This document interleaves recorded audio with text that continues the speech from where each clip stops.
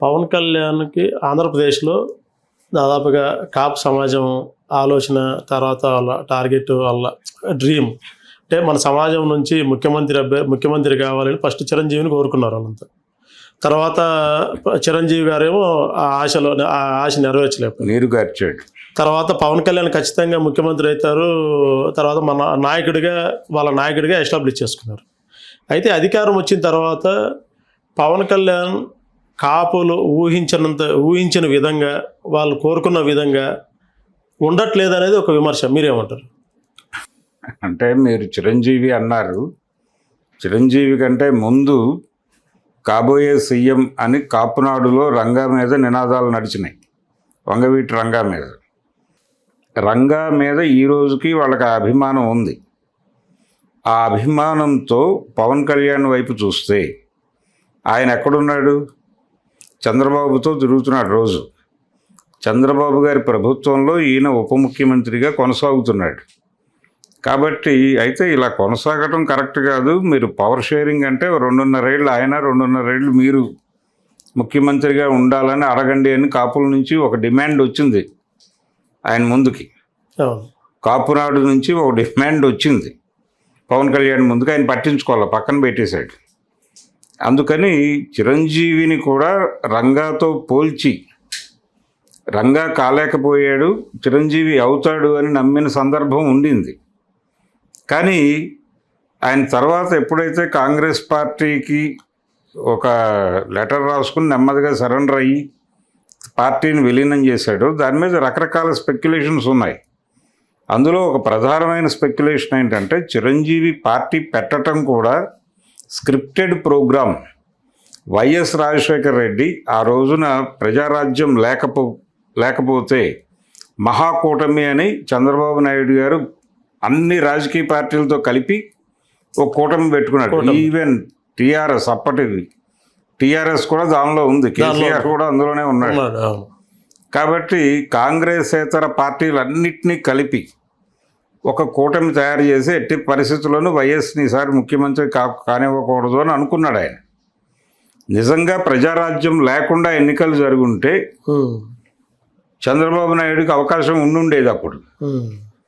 కానీ ఒకవేళ అదే జరిగి ఉంటే వైఎస్ రాజశేఖర రెడ్డి బతుకుండేవాడు కూడా.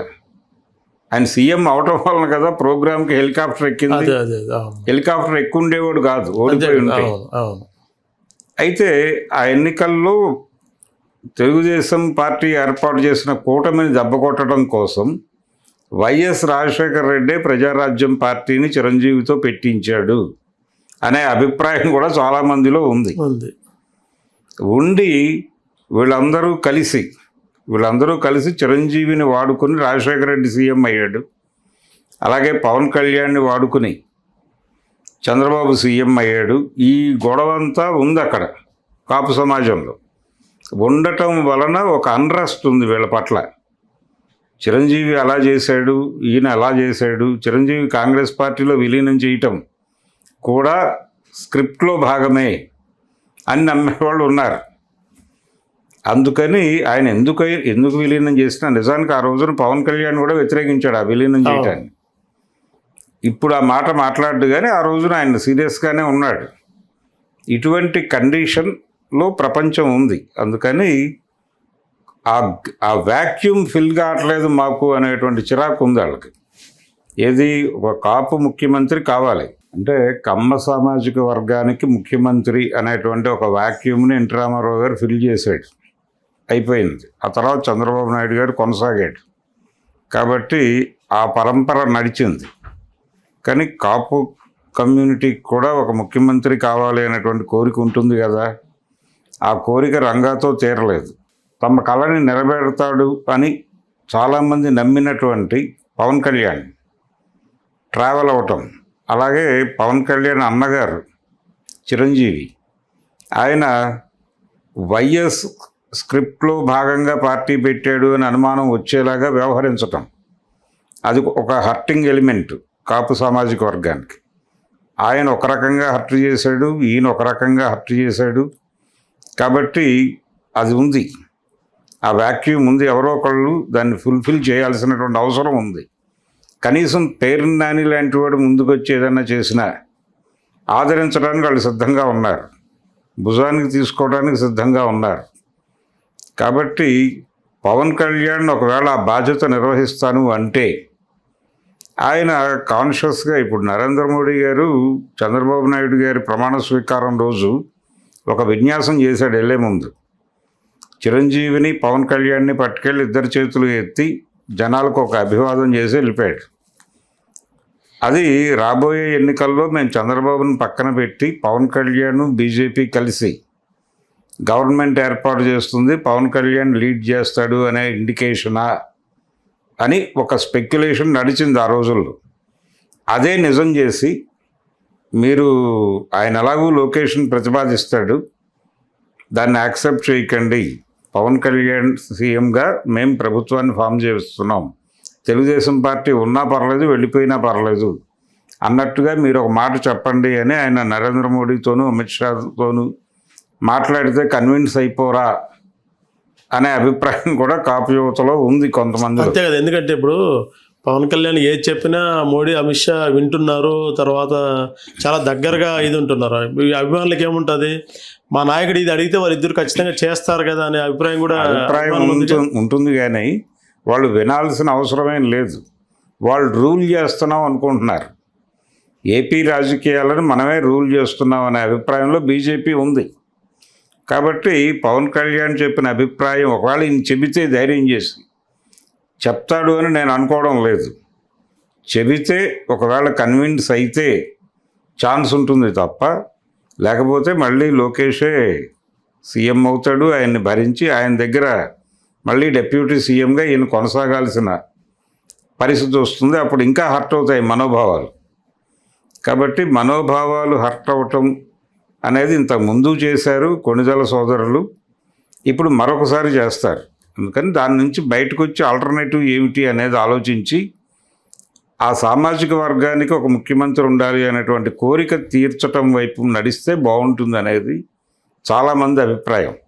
దాన్ని గౌరవిస్తాడా లేదా అనేది చూద్దాం, కాలం చెప్తుంది. అది ఇంకో ఒక చర్చ ఒకటి నడుస్తుంది సార్. అది తమిళనాడులో ఇప్పుడు అప్కమింగ్ అంటే డిఎంకేకి పోటీగా అన్నా డిఎంకే కొద్దిగా వీక్గా ఉంది కాబట్టి తమిళ స్టార్ హీరో విజయ్ చాలా స్ట్రాంగ్గా ముందుకు వస్తున్నాడు. మన సంఘటనతో కొద్దిగా వీక్ అయ్యాడు.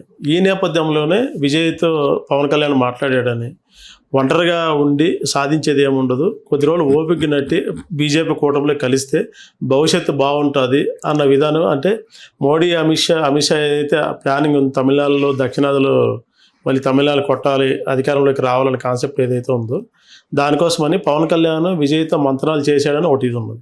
పవన్ కళ్యాణ్ని కేవలం ఏపీకే పరిమితం చేయకుండా ఇటు లోకేష్ ఇక్కడ సీఎం అయిన తర్వాత పవన్ కళ్యాణ్ ఇటు తెలంగాణ, ఏపీ, కర్ణాటక, తమిళనాడు, కేరళ, దక్షిణాదికి ఒక స్టార్ క్యాంపెయినర్గా, స్టార్ లీడర్గాను ఎస్టాబ్లిష్ చేసే ఆలోచన బీజేపీకి ఉంది అనేది ఒకటి ఇది ఉంది.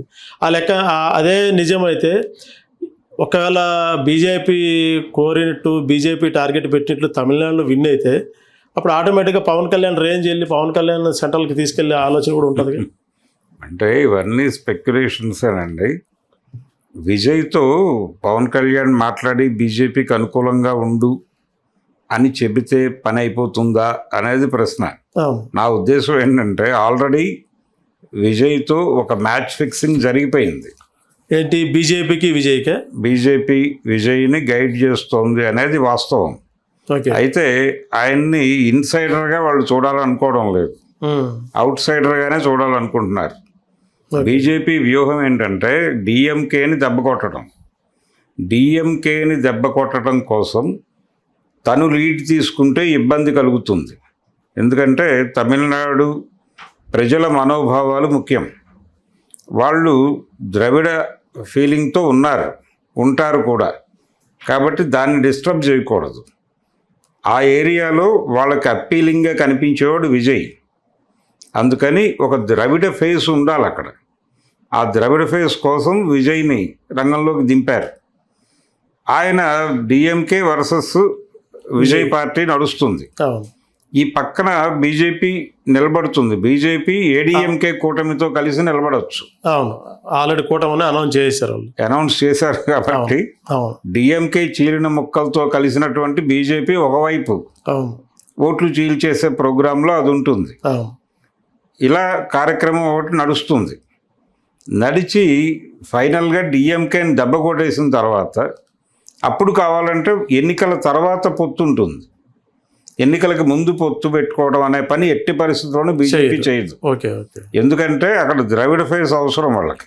ఓకే ఆ ద్రవిడ ఫేస్ లేకుండా తమిళనాడు ప్రజల మనోభావాలను గెలవటం అనేది కష్టమైన పని. అందుకని ఒక జాతీయ పార్టీగా తను ఎమర్జ్ కావటం అనేది కుదరదు. కాంగ్రెస్ పార్టీకి ఇన్ని సంవత్సరాలు కుదరదు, బీజేపీకి ఎలా కుదురుతుంది? కుదరదు. కాబట్టి అది కుదరదు. నిజానికి ఆంధ్రప్రదేశ్లో కూడా బీజేపీకి ఉన్న ఓటు శాతం అంతా మొన్న 24లో జరిగిన ఎన్నికల్లో పోలైన ఓట్లైన వాళ్ళకి 1% కూడా ఉండవు. అలాంటి పార్టీ తను రూల్ చేస్తోంది ఇప్పుడు పొలిటికల్గా ఏపీని. అవును. అలాగే రేపు విజయ్నో మరొకళ్ళనో ఒక తడికో తలుపు చేసి వాళ్ళ రూలే నడుస్తుంది అక్కడ. ఓకే. అందుకని ఒక తలుపు తడికే కావాలి వాళ్ళకి. ఆ తలుపు తడికే పాత్రలోకి విజయ్ని ఎమర్జీ చేసే ప్రయత్నం వాళ్ళు చేసుకుంటున్నారు. ఇప్పుడు పవన్ కళ్యాణ్ వెళ్ళి నువ్వు బీజేపీ కూటమిలో కలువు అని చెప్తే కలిసే పరిస్థితి కాదు. ఆల్రెడీ ఇది స్క్రిప్టెడ్ ప్రోగ్రామ్, ఆ స్క్రిప్ట్ ప్రకారమే నడుస్తోంది. ఇప్పుడు ఆ రోజుల్లో వైఎస్ రాజశేఖర రెడ్డి గారి మీద ఆయనే ఈ మహాకూటమి బారి నుంచి కాంగ్రెస్ని విజయయాత్రకి నడిపించడానికి చిరంజీవితో పార్టీ పెట్టి అడ్డం పెట్టాడు అనే అభిప్రాయంలో ఏ రకమైనటువంటి ఇది ఉందో ఇక్కడ కూడా అదే పరిస్థితి. విజయ్ విషయంలో కూడా ఓకే ఓకే విజయ్ని కూడా అలాగే డిఎంకేని దెబ్బ కొట్టడం టార్గెట్గా విజయ్ని రంగంలోకి దింపారు. అతనికి ఇచ్చిన స్క్రిప్ట్ ప్రకారం అతను యాంటీ బీజేపీ కూడా మాట్లాడతాడు. బీజేపీకి వ్యతిరేకము, డిఎంకేకి వ్యతిరేకము అని స్పష్టంగా అతనే చెప్పాడు. అవును, మీడియాతో చెప్పాడు. అవును. కాబట్టి ఈ అభిప్రాయాలన్నీ చెప్పడం వెనకాల ఉద్దేశం ఏంటంటే ద్రవిడ ఓటర్ని అతనితో కనెక్ట్ చేయటం. ఆ కార్యక్రమం నడిచిపోతుంది. అందుకని విజయ్ ఆల్రెడీ బీజేపీ అంబుల పొదిలో ఉన్నటువంటి బాణమే.